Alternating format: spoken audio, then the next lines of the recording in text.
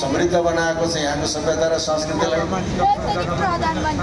लक्ष्मी नरसिंह मल्लको मखन महादेवको अभिलेख, लक्ष्मी नरसिंह मल्लको छोरा प्रताप मल्लको रानी पोखरीको अभिलेख खस भाषामा लेखेको छ। त्यसमा खस मगर 5 भनेर साँचिरहेको छ। 5 भनेको पञ्च, पञ्च भनेको भारत। त्यहाँले लक्ष्मी नरसिंह मल्लकै समयमा, प्रताप मल्लकै समयमा खस भाषाले मल्ल दरबारमा राजकाजको भाषाको रूपमा मान्यता पाइसकेको थियो र खस बाहुनहरूले भारतको रूपमा मल्ल दरबारमा प्रशय पाइसकेको थियो।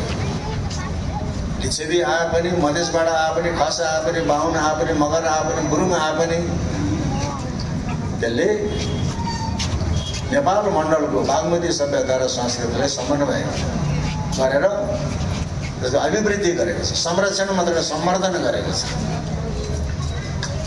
र विश्वमा हनुमानलाई स्थापना गर्ने राजदरबार हनुमान ढोका मल्लकालीन भवनहरूमा पछि शाहकालमा धेरै निर्माण भएको छ। हामी बसन्तपुर भन्छौँ, बसन्तपुरको 4वटा पुर जस्ता अहिले बोल्थ्यौँ।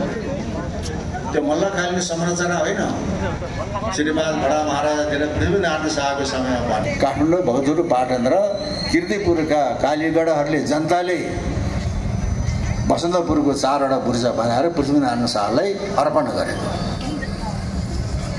अघि इन्द्र जात्रामा कालभैरवको अगाडि इन्द्रध्वज उत्थान गर्ने परम्परा थिएन। ऊ अड्को नारायणतिर चाहिँ इन्द्रध्वज उत्थान गरिन्थ्यो। श्री 5 पृथ्वीनारायण शाहका छोरा प्रताप सिंह शाहको समयदेखि कालभैरवको अगाडि इन्द्रध्वज उत्थान गरेको त्यो परम्परा।